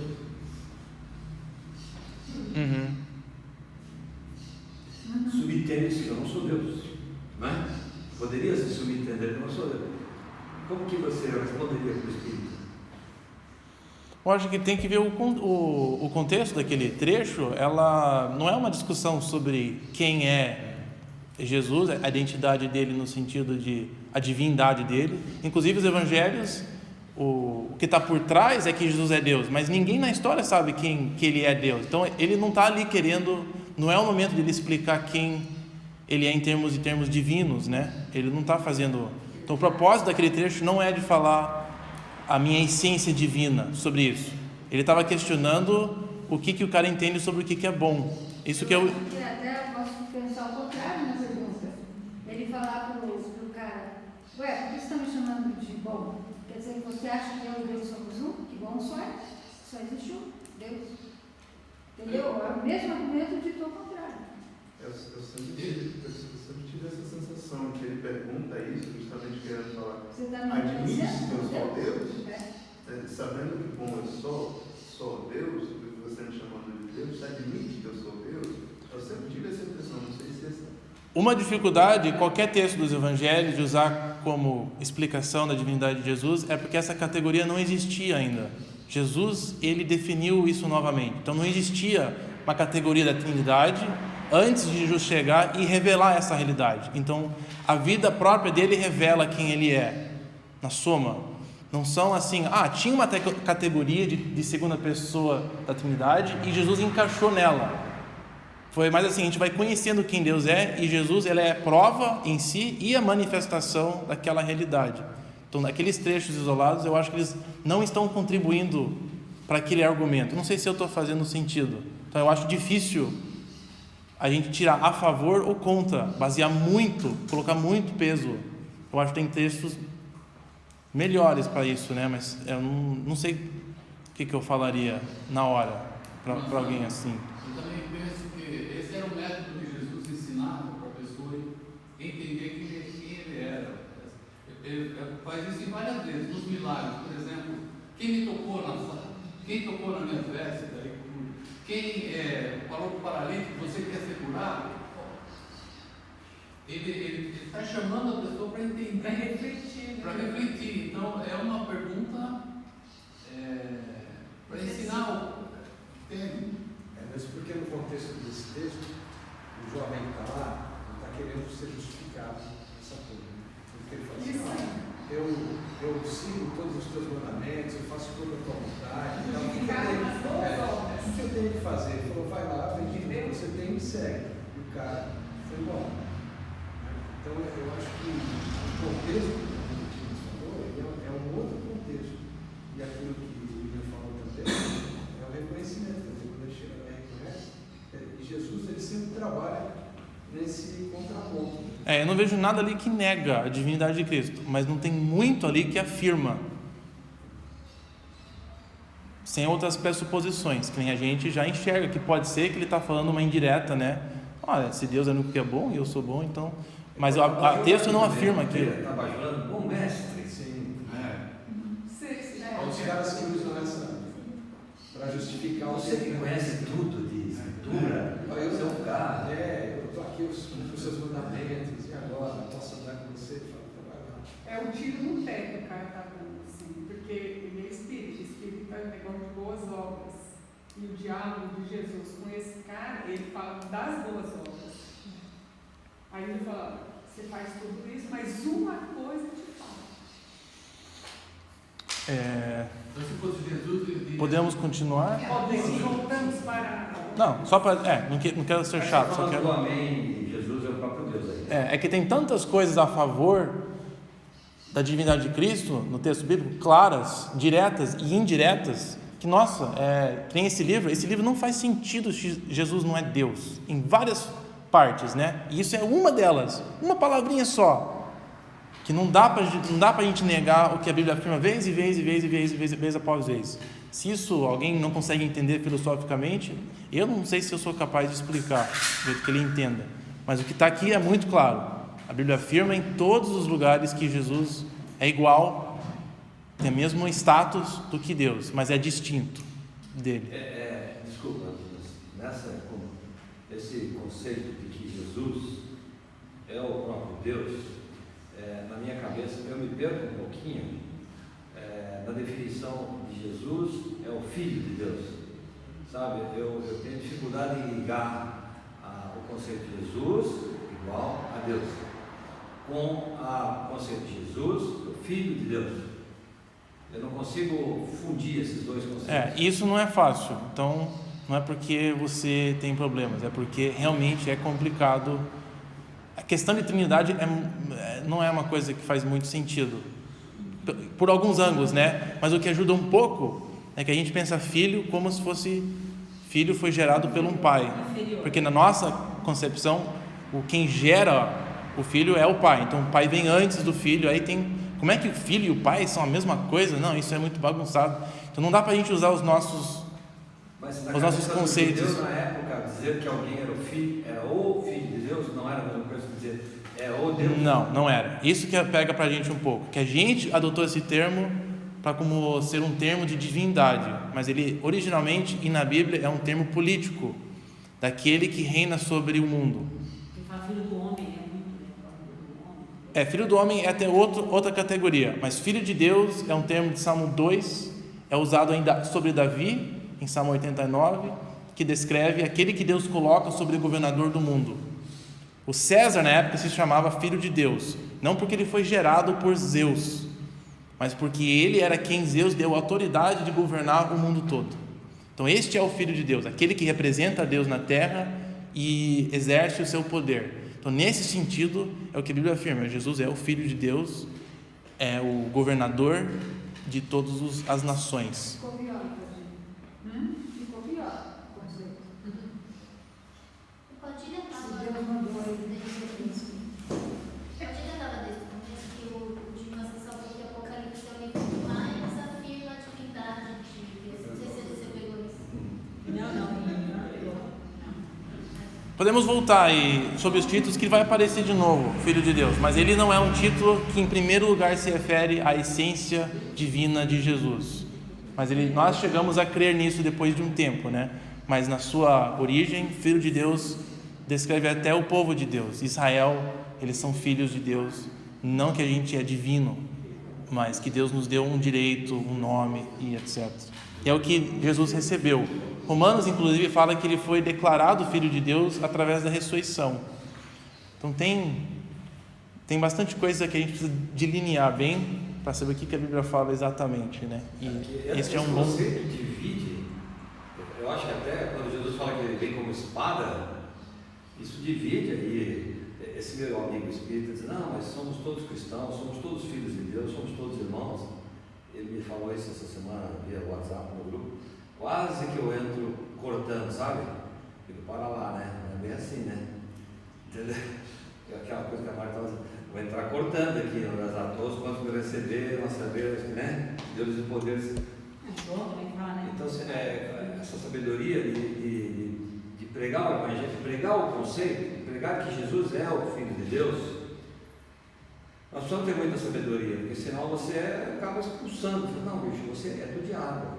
Você não tem nada a ver com o reino de Deus. Se você crê no espiritismo, nas teorias do Kardec, você não é cristão. Não adianta você querer dizer que é cristão, que é meu irmão. Você não é meu irmão. Você só vai ser meu irmão se você receber Jesus como Senhor e Salvador, se arrepender dos seus pecados.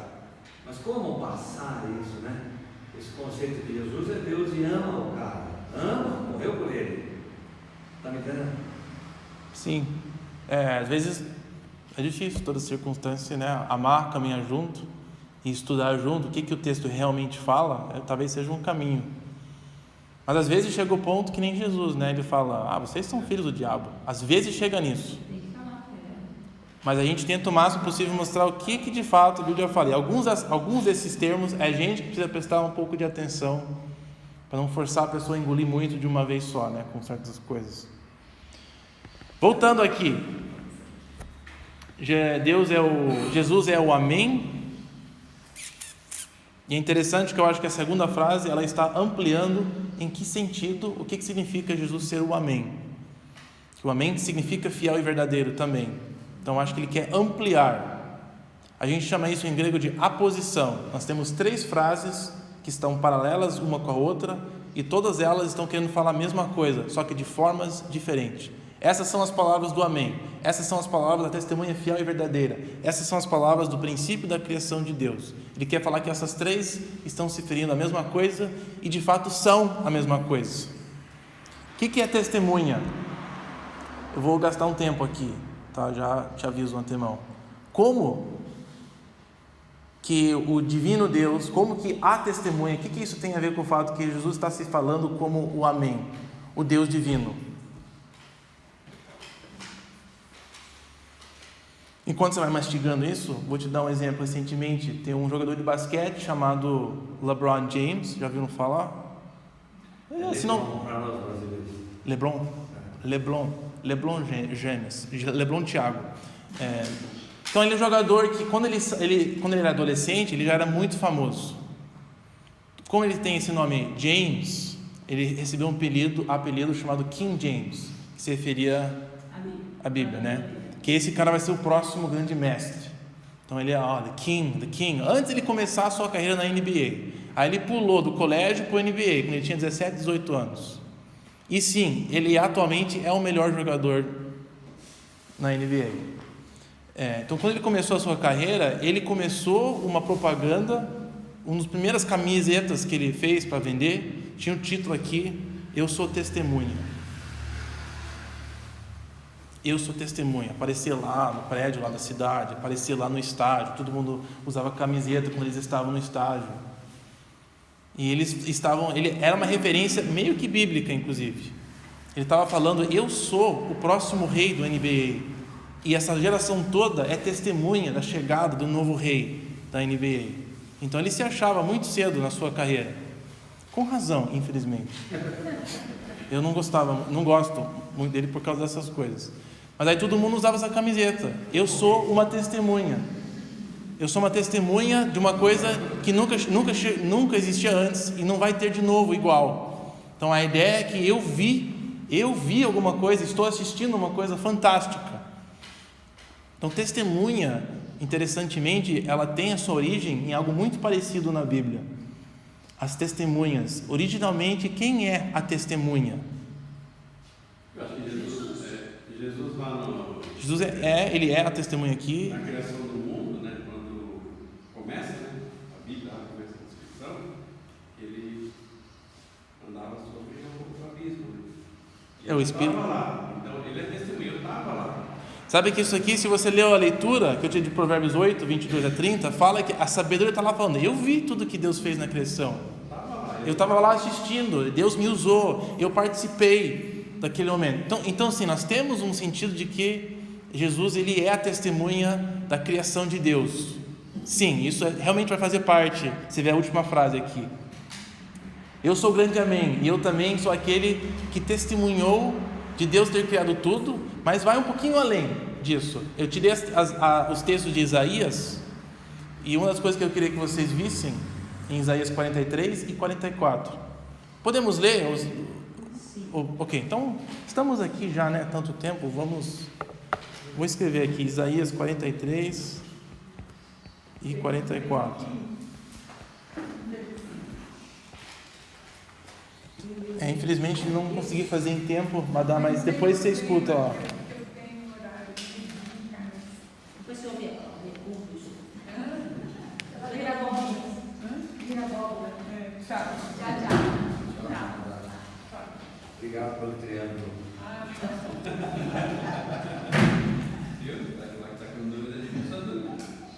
Qual que foi o texto específico que eu mandei no e-mail? 43, 1 a 21. Não precisamos ler ele inteiramente, mas o que eu quero que a gente veja é o seguinte, então. Ele fala, né, no 44, 6, né, que eu sou o primeiro e eu sou o último. Eu acho que o que vai valer a pena é a gente começar e ler o 43 até o versículo 10, mais ou menos. A ideia de testemunha. Temos problema com o estacionamento, tio? Como é que é? A hora do estacionamento é meio-dia, né? Não, tá bom. Tá. Eu já boto no carro. Eu vou ler, Dimas, mas agora sim diz o Senhor, aquele que criou, ó Jacó, aquele que formou, ó Israel, não tema, pois eu o resgatei, eu o chamei pelo nome, você é meu. Quando você atravessar as águas, eu estarei com você. Quando você atravessar os rios, eles não me cobrirão. Quando você andar através do fogo, não se queimará. As chamas não o deixarão em brasas, pois eu sou o Senhor, o seu Deus, o Santo de Israel, o seu Salvador.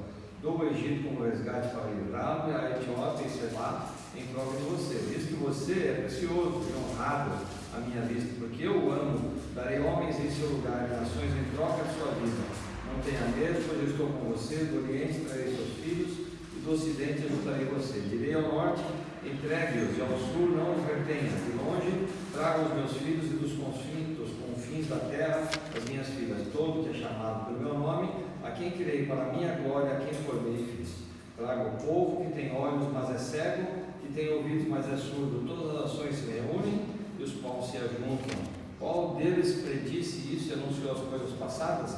Que eles façam entrar as suas testemunhas para provarem que estavam certos, para que os outros ouçam e digam, é verdade. Vocês são minhas testemunhas, declara o Senhor, e meu servo a quem escolhi, para que vocês saibam e creiam em mim, e entendam que eu sou Deus.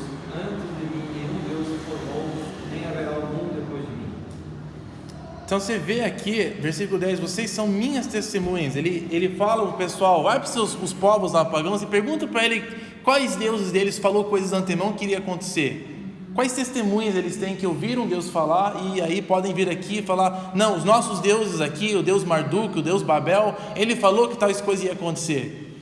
Não, eu vou te apresentar as minhas testemunhas. E Deus fala, vocês são e serão as minhas testemunhas. Não só vocês, mas vocês e o meu servo, né? E meu servo a quem escolhi, para que vocês saibam e creiam em mim, entendam que eu sou Deus.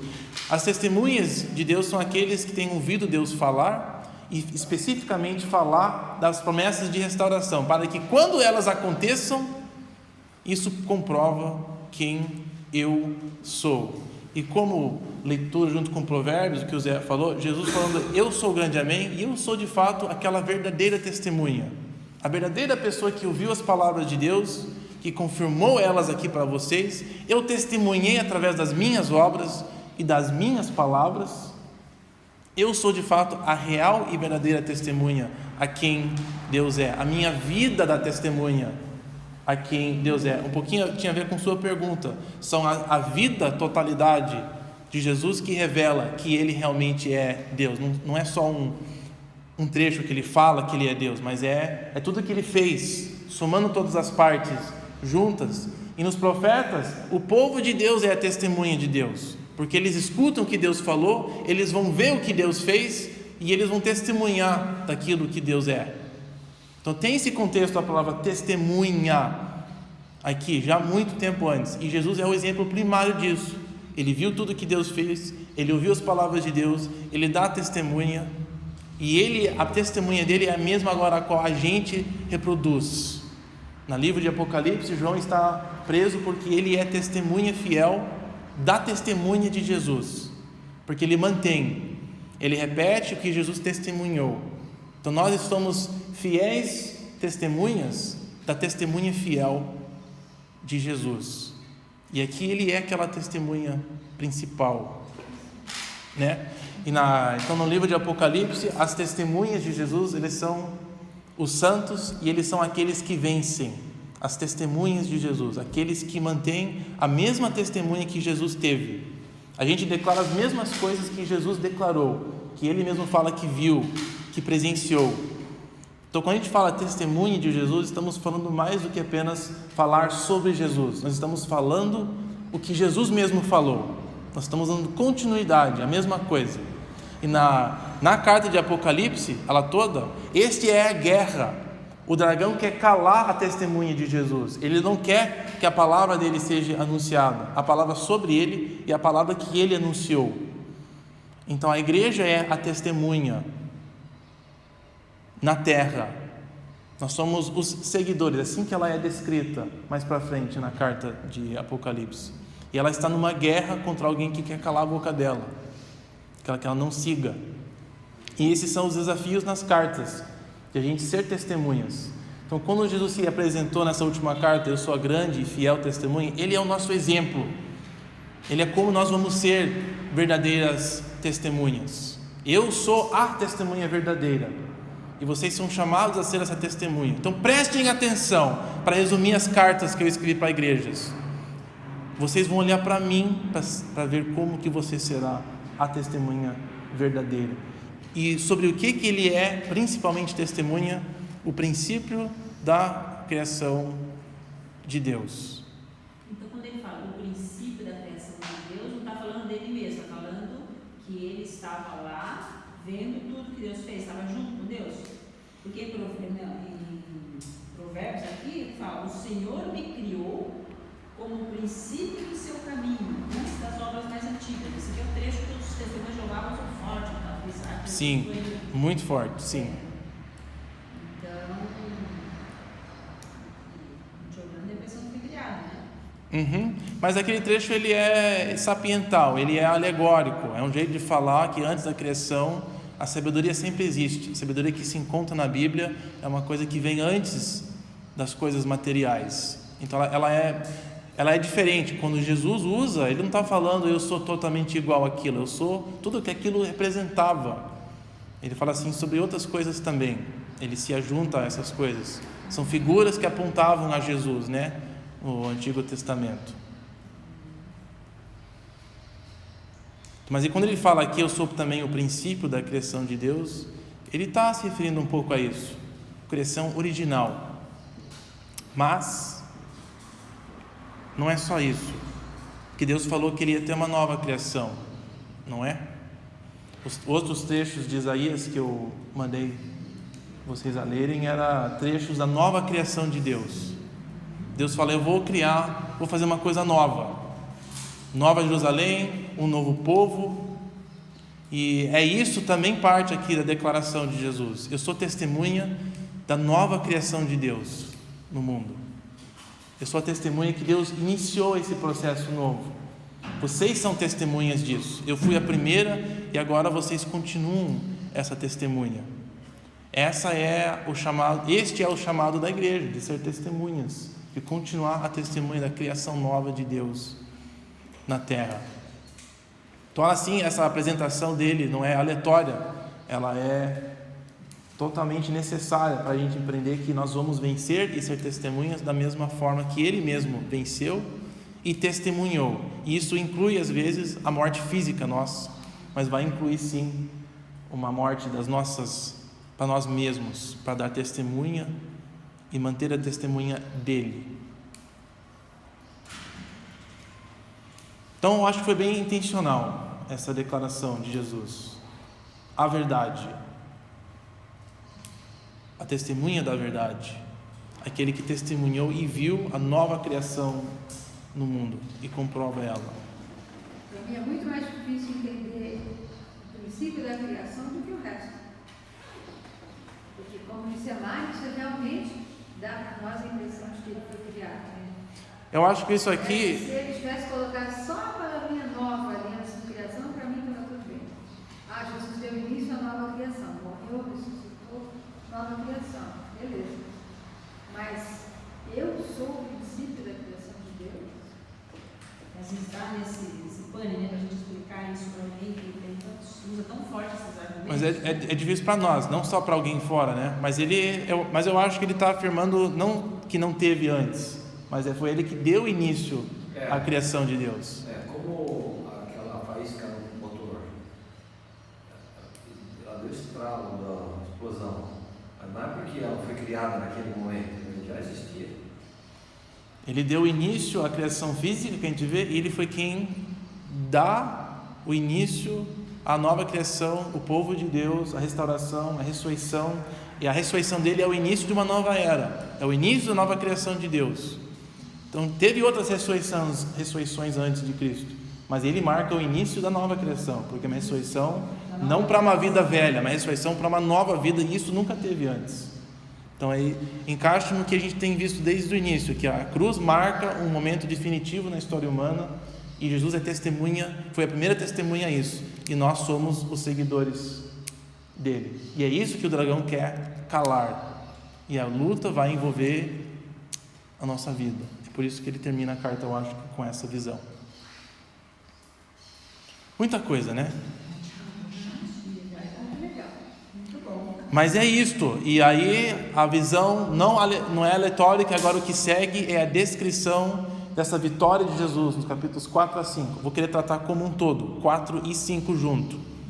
Então vai ter bastante coisa ali. Mas ela é a base agora da visão para frente. Ela é a vitória, e o que segue do livro é Jesus implementando a sua vitória, abrindo os selos que ele adquiriu, né? Ou ele foi digno agora de abrir e tomar posse, que vai explicar para os crentes por que há tanta dificuldade. É porque Jesus conquistou, e o dragão é chato e está bravo, e nós vamos até o fim para exterminá-lo. Mas Jesus conquistou numa frase, né? Esse direito dele, seja feita a sua vontade. A submissão da vida dele. E ele criou o exército, a vitória dele começa ali. Seja feita a sua vontade, porque como carnal ele saía fora. Ele já fugiu. Ele começa a coisa dele, aquela consequência. Então encerramos, gente. Vamos encerrar uma oração. Senhor, te agradecemos novamente o tempo que a gente teve aqui. Continuamos pedindo a tua ajuda para compreendermos melhor o que a gente lê e conversa aqui. E também a tua ajuda de nós sermos uma testemunha fiel, testemunha que realmente reflete essas verdades que estamos lendo, e teremos coragem e a força necessária para viver uma vida que faça isso. Estou pedindo a tua sabedoria, a tua força. Também queremos entregar nas tuas mãos a nossa reunião de hoje à noite. Também temos um tempo de te agradecer, te celebrar e de aprender mais sobre ti. Amém.